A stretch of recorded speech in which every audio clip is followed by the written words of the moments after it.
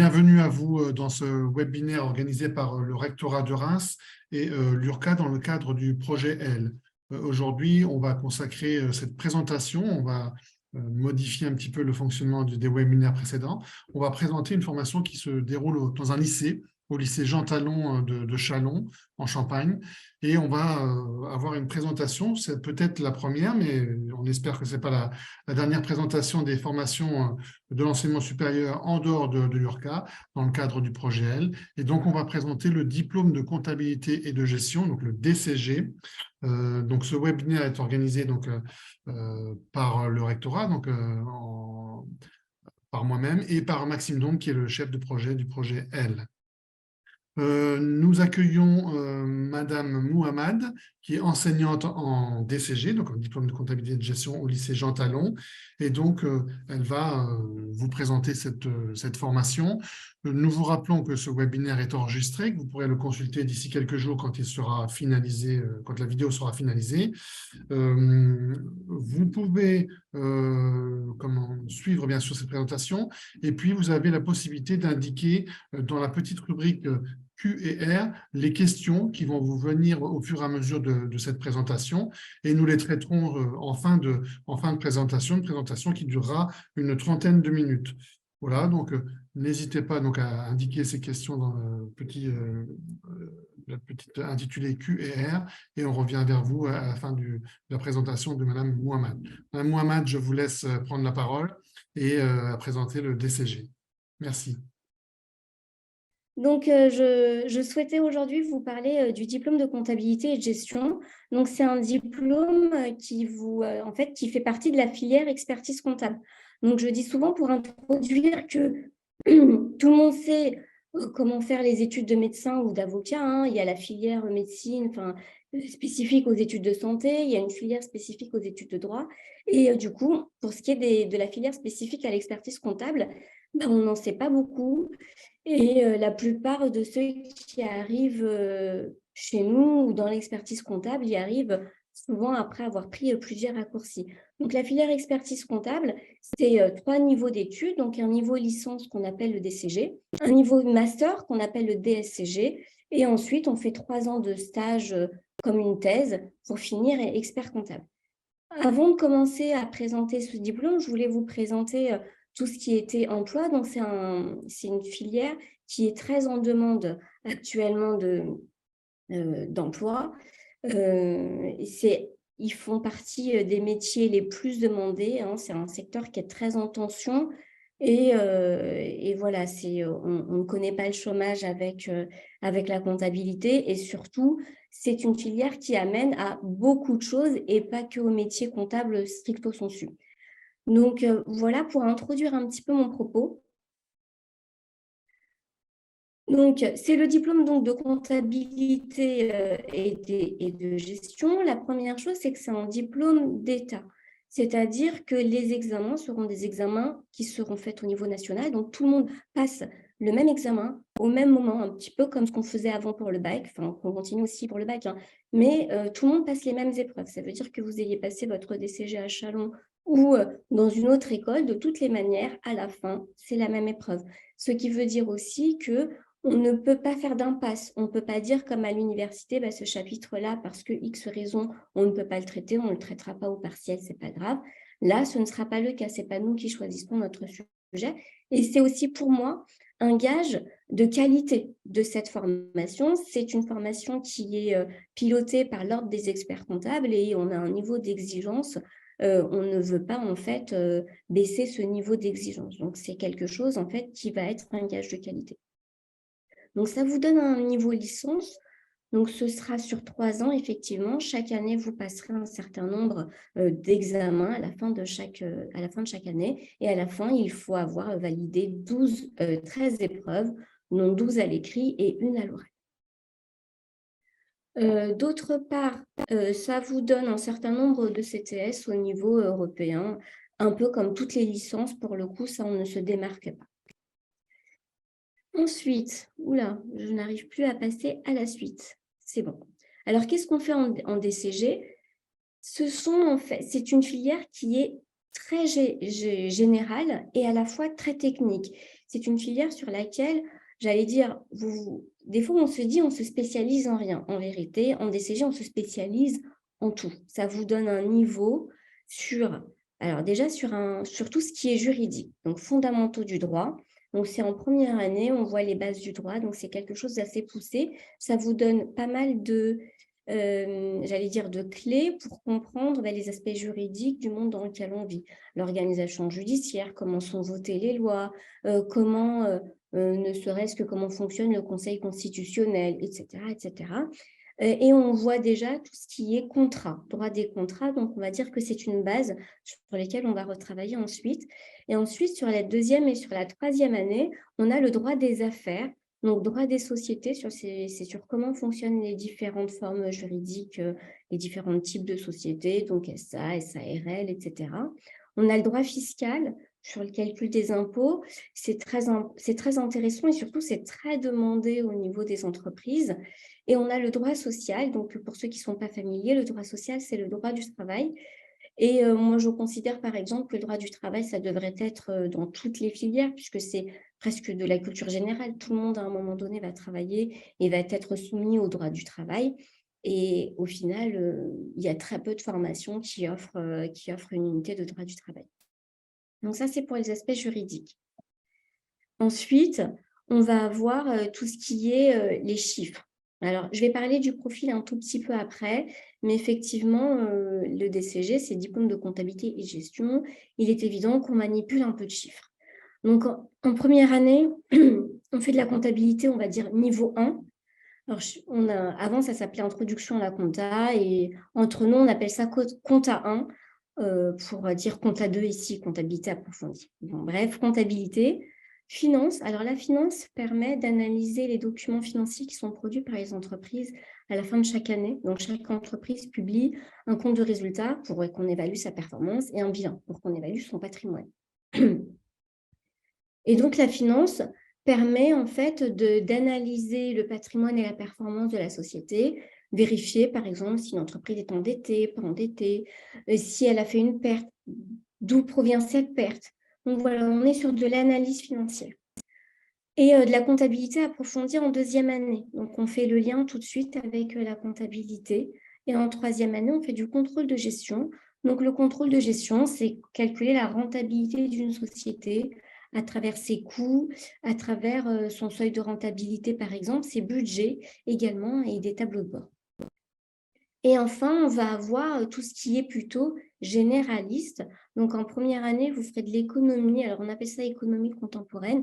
On fait de l'économie, les théories économiques. C'est assez proche de ce qu'on fait dans une licence économique, par exemple, d'économie et gestion. Et vous avez l'UE8. Alors, l'UE8, c'est de l'informatique. C'est savoir utiliser les outils informatiques, mais adapté, en tout cas appliqué, c'est le terme que je recherchais, appliqué au monde de la gestion. Anglais. Alors, l'anglais, c'est quelque chose qui pour nous va être très important parce que de plus en plus, on est soumis aux règles internationales comptables et ça va être des règles en anglais. Et puis, de toutes les manières, le monde économique fonctionne en anglais, donc c'est quelque chose qui va être important. L'UE13, c'est l'UE de communication professionnelle. Donc, ça va être une UE que vous allez travailler un petit peu tous les ans, mais que vous allez passer en troisième année. C'est l'oral de stage, en vérité. Donc, voilà pour le programme de cette année. Juste pour conclure sur ces 3 années de formation. Donc, la première année, en termes de quantité de travail, on est sur une quantité de travail moyenne, voire un peu forte, mais ça permet déjà de s'adapter au niveau classe préparatoire, parce qu'il faut dire ce qui est, on est sur un niveau classe préparatoire.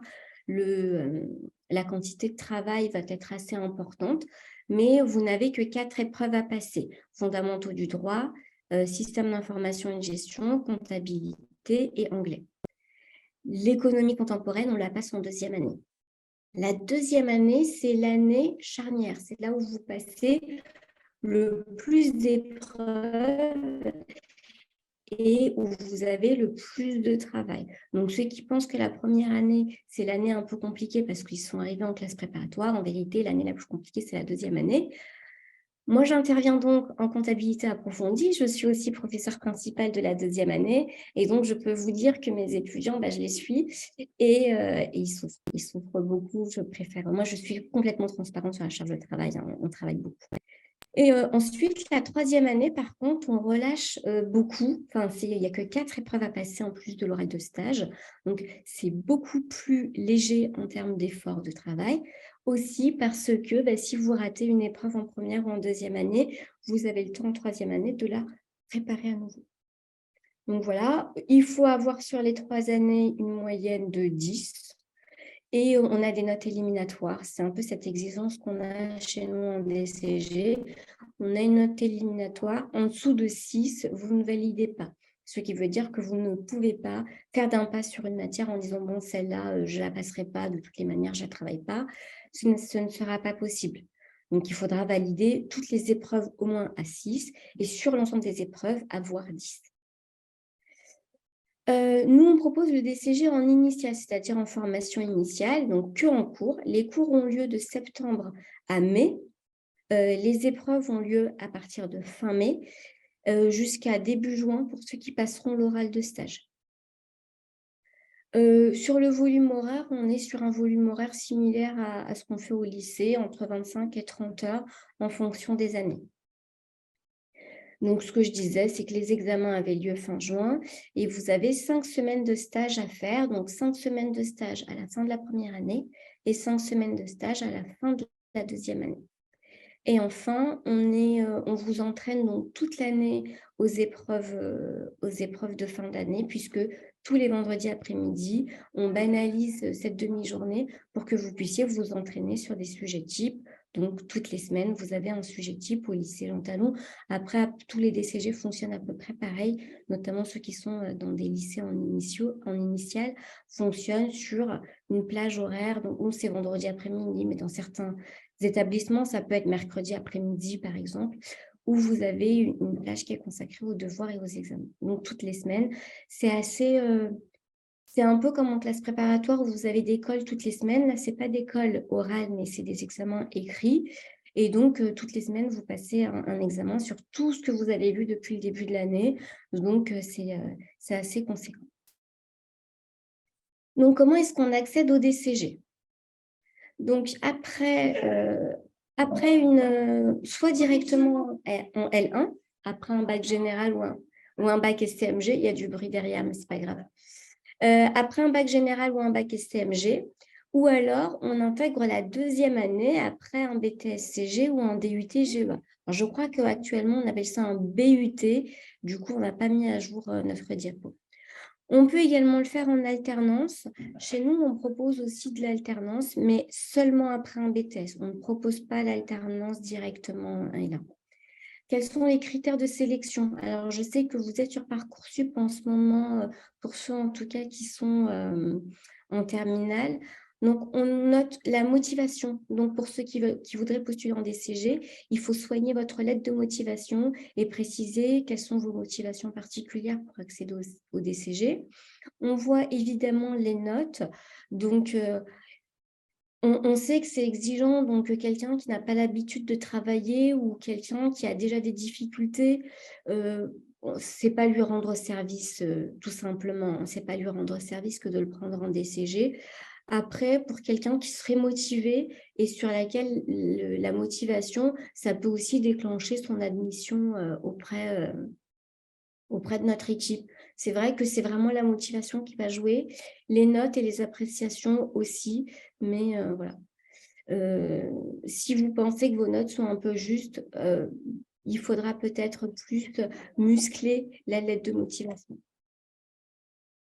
Donc, quelles sont les qualités? Je pense que c'est ce que vous attendiez pour beaucoup depuis le début. Il faut avoir une bonne capacité de travail. Ça, j'en ai déjà parlé. On est sur un niveau DCG et on est sur un niveau, classe préparatoire. Donc, la capacité de travail est importante. Après, on est sur des matières qui sont très typées dans le sens où c'est la prime au travail. Celui qui travaille y arrive. Donc, il n'y a pas de oui, j'ai plus de facilité ou moins, j'ai pas trop de facilité. Par exemple, en droit, c'est beaucoup d'apprentissage, donc il faut apprendre beaucoup par cœur, donc c'est la prime au travail. En comptabilité, c'est beaucoup les mêmes exercices, donc il faut s'exercer beaucoup, refaire des exercices, avoir compris la logique, mais aussi s'exercer beaucoup. Donc c'est vraiment, plus vous travaillez et plus vous allez avoir vos notes qui vont s'améliorer. Il faut être très rigoureux. Donc, nous, on ne cherche pas forcément… Alors, certains disent, oui, pour manipuler des chiffres, il faut être bon en maths. Pour moi, il ne faut pas forcément être bon en maths parce que ce qu'on va rechercher… Alors, les maths, il y a plein on va dire, de qualités qui se cherchent derrière quelqu'un qui est bon en maths. Il y a quelqu'un qui est logique. Ça, c'est bon. On a besoin de quelqu'un de logique. On veut quelqu'un qui soit rigoureux. Mais on ne veut pas forcément quelqu'un qui soit à abstraitiser beaucoup les choses. Quelqu'un qui comprend et qui est rigoureux dans ce qu'il fait, ça suffit. Si vous ne savez pas faire votre dérivée seconde ou votre intégrale, ce n'est pas grave. Voilà. On m'a aussi posé la question de savoir si la personne n'avait pas choisi la spécialité maths en première et en terminale, est-ce que ça éliminait ou est-ce que ça pénalisait? Ça n'élimine pas. Après, est-ce que ça pénalise? Ça va surtout dépendre du reste de votre dossier. Parce qu'on cherche aussi quelqu'un qui va être capable de rédiger, qui va être capable de raisonner, parce qu'en économie et en droit notamment, il faut être capable de rédiger et de raisonner. Et vous voyez qu'il y a beaucoup de droits. Donc, pour celui qui n'aurait pas fait maths, il ne faut pas non plus être fâché avec les chiffres. Il faut être cohérent quand même. Mais voilà, on va prendre son dossier dans l'ensemble. Je ne peux pas dire il n'a pas fait SPMAT, donc il sera automatiquement éliminé. On ne fonctionne pas comme ça dans le tri de nos dossiers. Il faut une bonne organisation personnelle. Qu'est-ce qu'on entend par bonne organisation personnelle? On entend le fait que, comme il y a des devoirs sur table toutes les semaines, il faut que vous soyez capable d'anticiper votre travail. Et ensuite, un profil équilibré dans toutes les matières. Il faut que vous soyez à la fois capable de rédiger, mais également d'être assez bon avec les chiffres, etc. On est très pointu sur l'assiduité. Alors, vous êtes au niveau lycée, ça a quelques avantages, mais ça a aussi des inconvénients. Le lycée, vous êtes suivi par les professeurs, vous n'êtes pas laissé tout seul en autonomie comme en fac. Par contre, quand vous êtes absent, on vous demande des comptes. Voilà, ça va avec, c'est le revers de la médaille. Donc, rapidement, après le DCG, on peut très bien rentrer dans la vie professionnelle, donc collaborateur comptable, adjoint directeur financier, etc., où on peut poursuivre ses études. Donc, le DSCG, c'est la ligne droite de l'expertise comptable, ou le master. Donc, il y a plusieurs formations de master qui font suite au DCG. Donc, le CCA, c'est comptabilité, contrôle, audit, contrôle de gestion, finance, banque.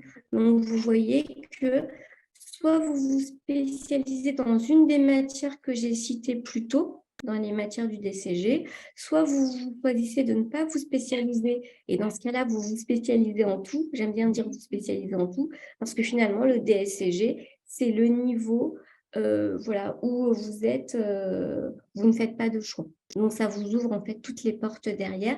C'est un niveau d'exigence assez élevé et c'est le seul diplôme, le DSCG, qui va permettre d'accéder au diplôme d'expertise comptable. Ensuite, qu'est-ce que je voulais vous dire d'autre? Pourquoi ça ne se lance pas? Alors, ça, c'était un point sur le DSCG. Je vais peut-être le passer rapidement. Parce que c'est du niveau Bac+5. Après, voilà, pour ceux qui voudront avoir des informations sur le DSCG, il se fait en 2 ans. Il y a cette matière à passer. Chez nous, on le fait qu'en alternance, avec des cours sur jeudi et vendredi. Bon, c'est vrai que là, j'anticipe un peu beaucoup. Donc ça, c'était bon. Je voulais vous préciser un petit peu comment fonctionnait le DCG Agent Talent en particulier. On présente le TOEIC en 3e année, donc vous continuez vos cours d'anglais parce qu'on considère en fait que même si l'anglais est passé en première année, vous avez des cours d'anglais un petit peu en 2e et en 3e année et on vous propose de passer le TOEIC en 3e année parce qu'on pense que c'est ça permet de vous insérer aussi professionnellement et sur de la poursuite d'études plus facilement lorsque vous avez le TOEIC. Il est financé en partie par le lycée. Les nouveaux étudiants sont très entourés, donc ils bénéficient de conseils d'anciens étudiants. Et évidemment, l'équipe pédagogique, on est tous très disponibles. J'avais un étudiant l'autre jour qui disait à la porte ouverte, parce qu'on a fait nos portes ouvertes il y a quelques jours, que l'équipe enseignante, ils connaissent nos prénoms, ils savent quand on ne va pas bien parce que ça se voit sur nos résultats. On est très à l'écoute, on suit vraiment les étudiants. Encore une fois, ça peut être le revers de la médaille, hein, mais on est très présent. On a un très bon taux de réussite. On est à 85% d'admis en moyenne sur le DCG en initial. Je précise en initial. On offre la possibilité à nos étudiants de deuxième année de faire un stage au Canada. Donc, il y a 2 étudiants qui sont sélectionnés cette année pour aller au Canada. Le lycée finance le voyage et le logement. Et on a aussi un partenariat avec un lycée, un cabinet comptable sur place. Donc, ça, c'est pour le stage de deuxième année. Pour le stage de première année, on a un partenariat avec KPMG. Donc, KPMG est un des très grand cabinet d'audit, donc il est connu au niveau international et on a un cabinet KPMG à Châlons et on a un partenariat avec eux. Ils nous prennent un étudiant chaque année et ils interviennent sur une demi-journée au lycée pour préparer un CV, une lettre de motivation, pour faire des oraux blancs, des entretiens blancs. Et à la fin de cette journée, ils en prennent, enfin pas à la fin, mais en tout cas, ils en choisissent un pour faire le stage de première année chez eux. Donc, c'est très intéressant. En fait, on a des partenariats qui sont intéressants. Enfin, on a aussi une association étudiante parce qu'on considère qu'il faut que l'étudiant soit bien inséré au niveau de sa promotion et au niveau des promotions des 3 années. Donc, on a une association étudiante qui s'appelle la PGA et qui propose que ce soit des soirées étudiantes, que ce soit, donc eux, c'est le bureau, que ce soit donc chaque année ils partent en voyage. Cette année, ce sera La Rochelle. L'année dernière, c'était Toulouse. Et donc, ils font pas mal de choses. Ils sont assez actifs et ils tiennent une cafétéria. Franchement, ils font des choses très sympas. Ils ont une journée d'intégration au début de l'année aussi. Donc, voilà. Donc, voilà, le partenariat KPMG, ça, c'est pour la fin de la première année. Ils interviennent en première année. On a aussi la nuit qui compte. Alors, c'est la soirée des experts comptables qui est organisée à Châlons. Et c'est en général au mois de novembre où ils font une soirée où on rencontre les professionnels. Ça permet de faire du réseau et c'est très intéressant. Voilà, donc si vous souhaitez faire une immersion, il y avait une date qui était proposée le 25 janvier, mais pour les autres, vous pouvez toujours faire une immersion pour pouvoir affiner votre choix. N'hésitez pas à nous contacter. La journée porte ouverte est aussi passée, puisqu'on avait 2 journées portes ouvertes. Et puis voilà, ça, je vous laisse afficher un petit peu. Vous pouvez nous contacter pour de plus en plus d'informations. Donc, il y a la directrice déléguée aux formations professionnelles et technologiques, qui est Madame Maigret, que vous pouvez joindre sur son adresse académique ou par téléphone. Et ensuite, nous, on a une messagerie qu'on consulte très régulièrement. On a aussi un site internet pour le lycée Jean Talon et un numéro de téléphone. Mais c'est vrai que si vous appelez le lycée, vous n'aurez pas forcément quelqu'un de l'équipe. Donc, je vous conseille plutôt de passer par la messagerie. Voilà, donc je vous remercie de votre attention et je suis disponible pour vos questions. Je crois que j'ai tenu un peu le rythme. Merci, Madame Mohamed. Donc, pour l'instant, il n'y a pas de questions qui ont été posées sur le chat, sur la partie Q et R. Les participants, si vous souhaitez lever la main pour qu'on vous donne la parole directement à travers le micro. Sinon, peut-être en attendant que les gens se manifestent, peut-être une petite question d'ordre, on va dire, logistique et pratique. Est-ce que les étudiants qui sont en DCG à Jean Talon peuvent bénéficier éventuellement de l'internat du lycée, ou bien est-ce qu'il faut qu'ils se reportent sur les logements étudiants qui sont sur la ville de Châlons? Alors, très bonne question. On a un internat au lycée et on va avoir un étage qui va être réservé aux étudiants de post-bac. Donc, on a beaucoup d'étudiants de DCG qui dorment à l'internat et je trouve que ça crée aussi de la cohésion parce qu'ils révisent ensemble, parce qu'ils ont, voilà, et les étudiants qui sont à l'internat sont en général très contents.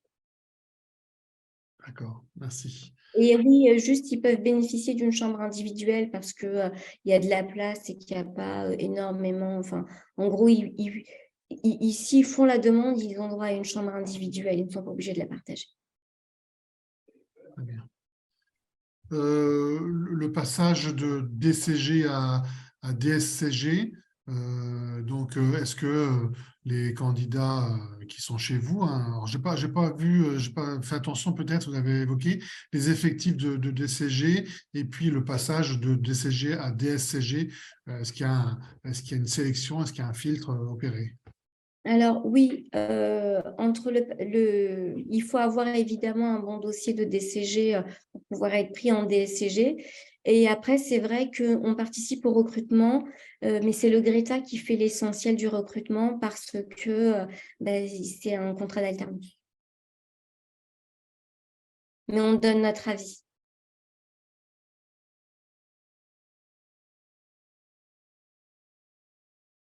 Et oui, sur le DSCG, juste pour revenir un peu dessus, donc c'est un niveau master et c'est les études, c'est les professeurs de DCG, donc du lycée, qui connaissent donc très bien l'épreuve, etc., qui donnent les cours. On a assez peu d'intervenants non profs parce que c'est vrai que sur les intervenants, quand ils sont des professionnels, ils connaissent bien le travail, mais quand il s'agit de faire cours, c'est pas les mêmes compétences et nos étudiants sont très contents justement des cours parce qu'ils savent qu'ils sont dispensés par euh, des professeurs et pas des intervenants. Vous avez évoqué, Madame Mohamed, il y a une question qui est posée par Agnès Pomoral, notre collègue de l'URCA, du SAE, une question concernant l'immersion des candidats, des étudiants en l'occurrence. Là. Vous avez évoqué que l'immersion était possible le 25 janvier, mais qu'on pouvait éventuellement le faire en dehors de cette date. Et qui il faut s'adresser? Et puis, est-ce qu'il y a une convention à signer éventuellement? Alors, il faut s'adresser donc à Monsieur Bourgeois. Donc, Monsieur Bourgeois, vous pouvez le contacter via cette adresse, l'adresse dcg@lycéejeantalon.fr ou alors à travers Madame Maigret. En général, est-ce qu'il y a une convention à signer? Là, vous me posez une colle, mais je sais qu'ils organisent ça très bien. Mais a priori, enfin, je pense qu'il y a une convention à signer parce que ils mettent en place. Je sais qu'on en a eu un hier, en plus, un jeune qui était très intéressé par la formation. Et je préfère pas vous dire de bêtises, je préfère vous reporter à Monsieur Bourgeois via cette messagerie-là ou à Madame Maigret, qui vous diront ça de manière plus précise. Très bien, donc je vérifie s'il y a éventuellement d'autres questions. Il n'y a pas de main levée pour l'instant. Voilà, donc pas de questions pour l'instant.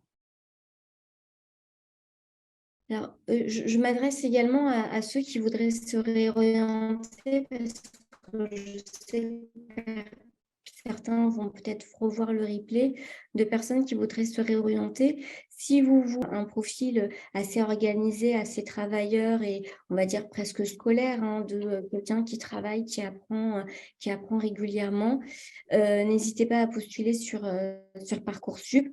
On a souvent des personnes qui reviennent de fac parce que la fac ne correspond pas à tout le monde. Hein. Je sais que je suis auprès de l'Université de Reims, mais il faut un profil particulier pour être étudiant. Il faut être très autonome et très indépendant. Et certains ont besoin d'être suivis. Et le DCG propose d'avoir une formation qui est une formation très pointue et très exigeante, tout en étant très suivie. Donc, c'est pour ça que pour ceux qui souhaiteraient se réorienter et qui ont un profil où ils souhaitent travailler beaucoup, mais ils souhaitent aussi être suivis et encadrés, qu'ils n'hésitent pas à postuler. Alors, vous avez évoqué les réorientations qui commenceraient en première année du DCG. Est-ce qu'on peut imaginer des passerelles également suite à un BTS, suite à éventuellement une ou deux années universitaires qu'on aurait validées et qu'on pourrait éventuellement intégrer le DCG en deuxième, troisième année? Est-ce que ça existe? Est-ce que c'est possible? Alors oui, il y a une passerelle pour les BTS comptabilité et gestion en deuxième année. Et dans ce cas-là, il valide 6 épreuves sur les 13. Alors, je vais vous remettre les différentes matières. Alors, tac. Et donc, en fait, ils n'ont plus que cette épreuve à valider sur les 2 années. Ensuite, il y a également une passerelle sur le DUT GEA parce qu'il valide certaines UE par le DUT GEA. Après, sur les autres licences, malheureusement, non. La passerelle, en fait, disons qu'il n'y a pas de dispense accordée au niveau de l'ordre des experts comptables sur le DCG.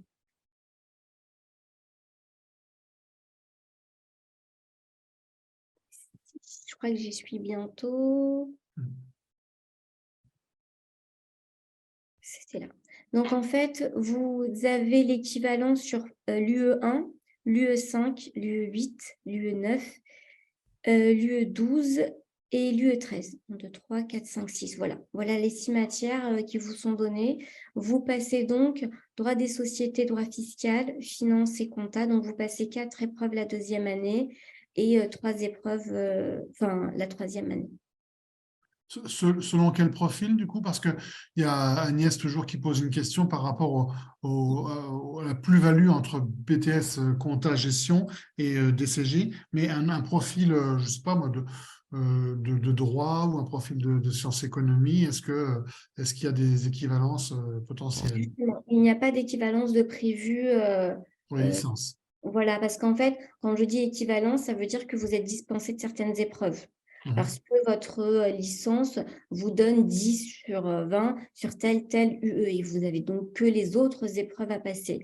Eh bien, sur des licences éco-G ou sur des licences de droit, en fait, il n'y a pas d'équivalence. Ou alors, il faut être très spécifique. On connaît, en fait, en deuxième année, on intègre beaucoup de BTS-CG qui ensuite continue. Très peu de DUT GEA, mais je sais que ça s'est déjà fait. Après, pour les autres licences, non.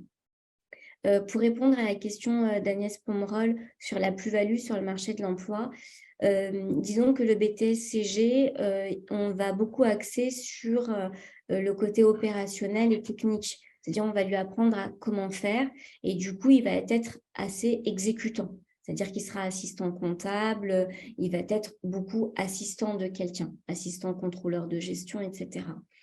Alors que le DCG va avoir un niveau technique qui va être élevé, plus élevé encore que le BTS, mais on va y ajouter énormément d'analyse. Si je prends un exemple sur le calcul de coûts, en BTS, on apprend à calculer des coûts, on va dire, de manière assez basique, où le travail va être plutôt encadré et l'examen sur cette épreuve de calcul de coûts. Eh bien, sur le DCG, l'épreuve de calcul de coûts et de contrôle de gestion est plus poussée dans le sens où c'est à eux de mettre en place les outils dont ils ont besoin pour calculer les coûts. Donc, il y a déjà une phase d'organisation des données qui va être plus importante. Et en plus, il y a une partie analyse derrière qui est que qu'est-ce que vous observez, quelles sont les solutions que vous proposez, pourquoi. Donc, on aborde ce point de vue de manière très analytique.